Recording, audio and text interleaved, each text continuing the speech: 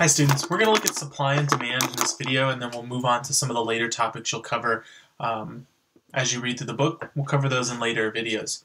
So today we're just going to look at how to graph a demand and a supply curve, what happens when demand and supply shift, how does that affect our equilibrium price and our equilibrium quantity, and then what happens when we have two shifts occurring simultaneously, so a demand shift and a supply shift. So let's start first with the demand and supply curve. If you're ever given just Qs instead of QD or QS, you can easily tell that this top one is a demand curve because it has a negative relationship with price. So as price gets higher, my quantity goes down, whereas the supply curve has a positive relationship with price. So that's important to remember. These are just telling us the amount that people are willing and able to spend. It's not necessarily how much they want to spend or how much they want to sell their goods for, but it's how much they're willing to sell their goods for and how much they're willing to purchase the goods for. So let's start by graphing the demand curve. So we'll start with this upper curve first. So we want to find the endpoints of our line. Right, so in order to find this endpoint down here, that's the point where price is equal to 0. How much quantity are we selling? If we're giving it away for free, right, there's no price, how much will we sell? So we can plug a 0 into this first part, right? So there's cover up that 4p, we would sell 100.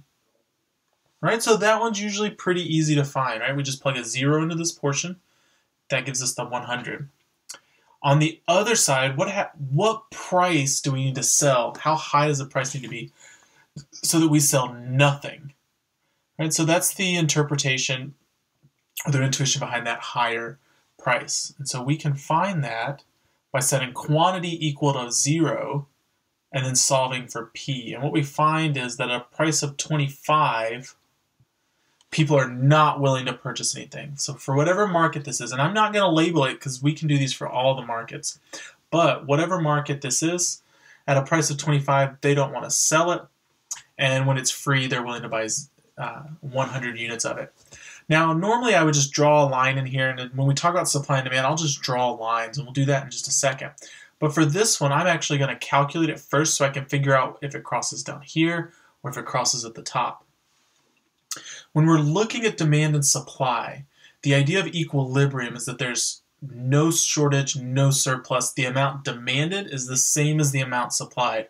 So we'll talk about that in a second whenever after we actually draw this. But let's figure out the intersection point of this. Right? So this is there's going to be a line that crosses through here somewhere.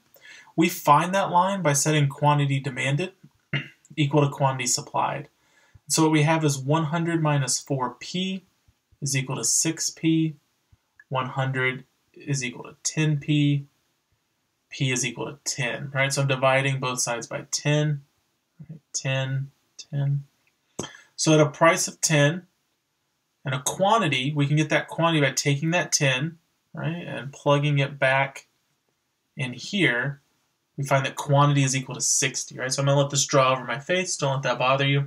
We can double check our work, right? So quantity demanded should be equal to quantity supplied, right? So if we plug in a 10 here, what we'll get is 40.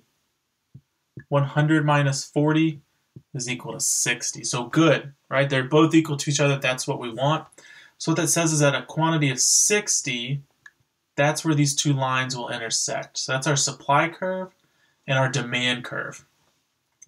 We said that that price is equal to a price of 10.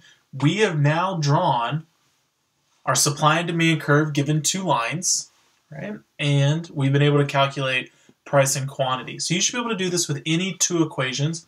Calculate where supply and demand are equal to each other. So I made a comment earlier that this is our equilibrium point, right? So I'm going to circle that, call it our equilibrium point. I always like to tell students, if you're given just a supply and a demand curve, there's nothing exciting about this line except right where they cross each other. That's our equilibrium point. So what that's saying is demand and supply are equal to each other. All of the people willing to purchase an item, which I'm going to color in green up here, right? These are all people willing to purchase this at a higher price. I've already said that the price is 10. This upper portion says that there are some people willing to pay 25, 20, 15, 18, 17, 22, 23, right? They're willing to pay a bunch of different prices, but they get to buy it for $10.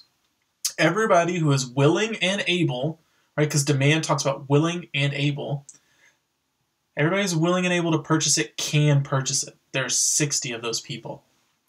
The same is true for people supplying the good, right? So firms that are selling the good. There are some firms that are willing to sell it for $1, $2, $3, $5, $6, all of these different prices, right? They're willing and able to sell it for that price. They want to sell it for more, but they're willing to sell it for less. All of those people also get to participate in the market. Let's stop for a second and look at the other sides of these lines and why these people don't participate in our market. Remember, the price is $10, so we do have some people who want to purchase it, who are willing and able to purchase it, but they're not willing and able to pay $10 for it. So these people are willing to pay $8, $7, $6. They're not in the market. They're not willing to purchase the item for $10. So they are not participating in the market. The same can be said for the suppliers.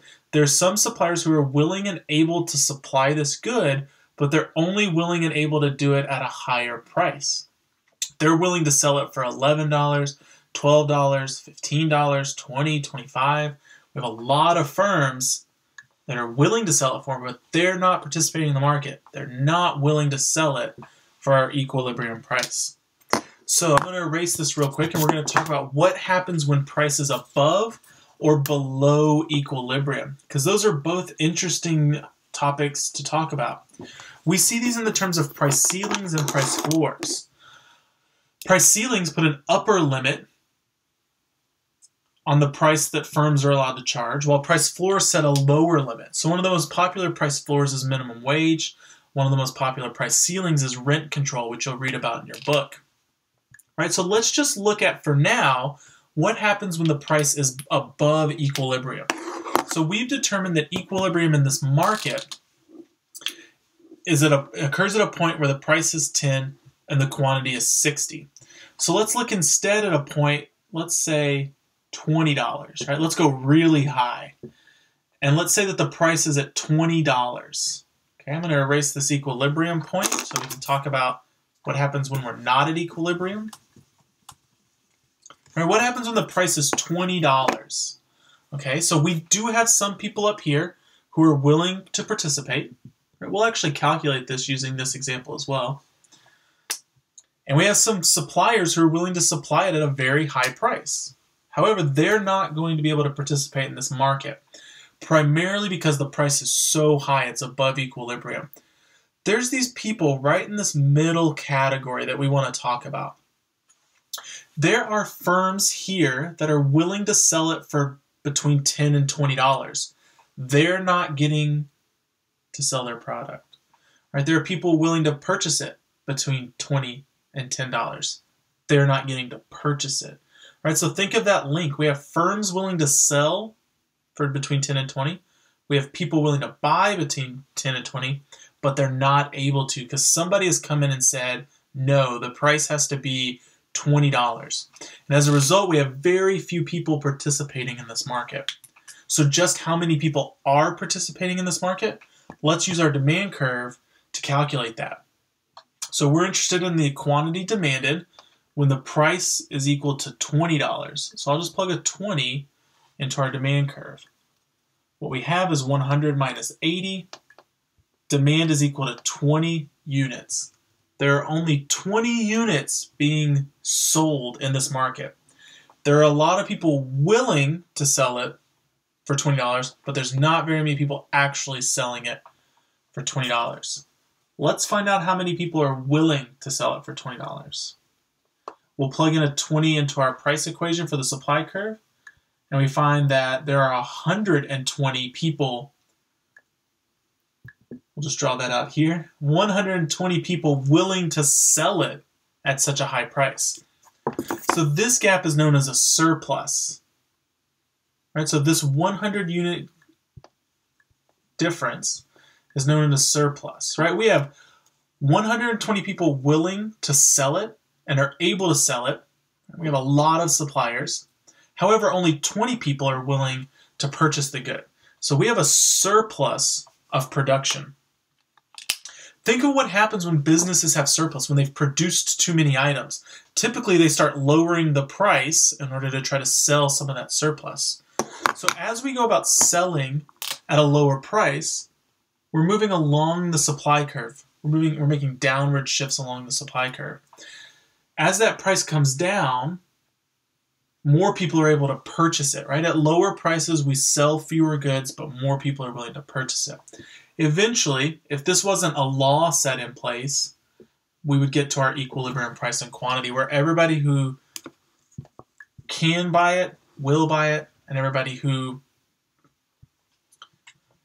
wants to sell it can sell it. So we have no surplus in equilibrium. Right, so that's an important concept to think about. Excuse me, that's an important concept to think about. I'm not going to draw it here just because of space issues, but you can imagine if we had a price lower than equilibrium. Right, at that point, we have a lot of demand, but not a lot of supply. We would have some internal gap between those two. That would represent our shortage. Right, so I'm just going to color that section in. That horizontal distance is our shortage.